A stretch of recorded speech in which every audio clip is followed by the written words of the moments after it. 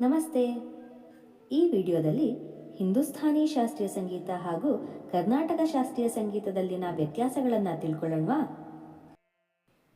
ಹಿಂದೂಸ್ಥಾನಿ ಶಾಸ್ತ್ರೀಯ ಸಂಗೀತದಲ್ಲಿ ರಾಗದ ವಿಭಜನಾ ಪದ್ಧತಿಯು 10 ಥಾಟ್ಗಳಿಂದ ಕೂಡಿದೆ. ಕರ್ನಾಟಕ ಶಾಸ್ತ್ರೀಯ ಸಂಗೀತದಲ್ಲಿ ರಾಗದ ವಿಭಜನಾ ಪದ್ಧತಿಯು 72 ಜನಕ ರಾಗಗಳಿಂದ ಕೂಡಿದೆ. ಹಿಂದೂಸ್ಥಾನಿ ಶಾಸ್ತ್ರೀಯ ಸಂಗೀತದಲ್ಲಿ ಒಟ್ಟು 12 ಸ್ವರಗಳು ಒಂದು ಸ್ಥಾಯಿಯಲ್ಲಿರುತ್ತವೆ. ಕರ್ನಾಟಕ ಶಾಸ್ತ್ರೀಯ ಸಂಗೀತದಲ್ಲಿ ಒಟ್ಟು 16 ಸ್ವರಗಳು ಒಂದು ಸ್ಥಾಯಿಯಲ್ಲಿರುತ್ತವೆ. ಹಿಂದೂಸ್ಥಾನಿ ಶಾಸ್ತ್ರೀಯ ಸಂಗೀತದಲ್ಲಿ ಶ್ರುತಿಗೆ ಹೆಚ್ಚು ಪ್ರಾಧಾನ್ಯತೆ ನೀಡುತ್ತಾರೆ. ಕರ್ನಾಟಕ ಶಾಸ್ತ್ರೀಯ ಸಂಗೀತದಲ್ಲಿ ಶ್ರುತಿ, ತಾಳ ಎರಡಕ್ಕೂ ಪ್ರಾಧಾನ್ಯವಿದೆ. ಹಿಂದೂಸ್ಥಾನಿ ಶಾಸ್ತ್ರೀಯ ಸಂಗೀತದಲ್ಲಿ ತಾಳದ ಕ್ರಿಯೆಯನ್ನು ಹಸ್ತದ ಮೂಲಕ ತೋರಿಸದೆ ತಬಲದ ಬೋಲ್ ಮೂಲಕ ನಿರ್ವಹಿಸಲಾಗುತ್ತದೆ.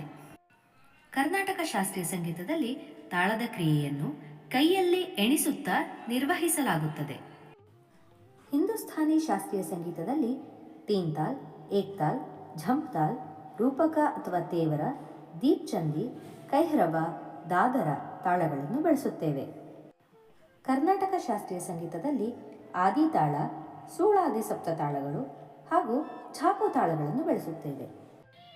ಹಾರ್ಮೋನಿಯಂ, ತಬಲಾ, ಡೋಲಕ್, ಸಿತಾರ್, ಬಾನ್ಸೂರಿ ಇವುಗಳನ್ನು ಹಿಂದೂಸ್ಥಾನಿ ಶಾಸ್ತ್ರೀಯ ಸಂಗೀತದಲ್ಲಿ ಪಕ್ಕವಾದ್ಯದಲ್ಲಿ ಬಳಸುತ್ತಾರೆ. ಮೃದಂಗ, ವಯಲಿನ್, ವೀಣೆ, ಕೊಳಲು, ಖಂಜರ ಇವುಗಳನ್ನು ಕರ್ನಾಟಕ ಶಾಸ್ತ್ರೀಯ ಸಂಗೀತದಲ್ಲಿ ಪಕ್ಕವಾದ್ಯದಲ್ಲಿ ಬಳಸುತ್ತಾರೆ. ಹಿಂದೂಸ್ಥಾನಿ ಶಾಸ್ತ್ರೀಯ ಸಂಗೀತದಲ್ಲಿ ಶುದ್ಧ ಸ್ವರಕ್ಕೆ ಹೆಚ್ಚು ಪ್ರಾಧಾನ್ಯತೆ ನೀಡುತ್ತಾರೆ. ಕರ್ನಾಟಕ ಶಾಸ್ತ್ರೀಯ ಸಂಗೀತದಲ್ಲಿ ಗಮಕಕ್ಕೆ ಹೆಚ್ಚು ಪ್ರಾಧಾನ್ಯತೆ ನೀಡುತ್ತಾರೆ.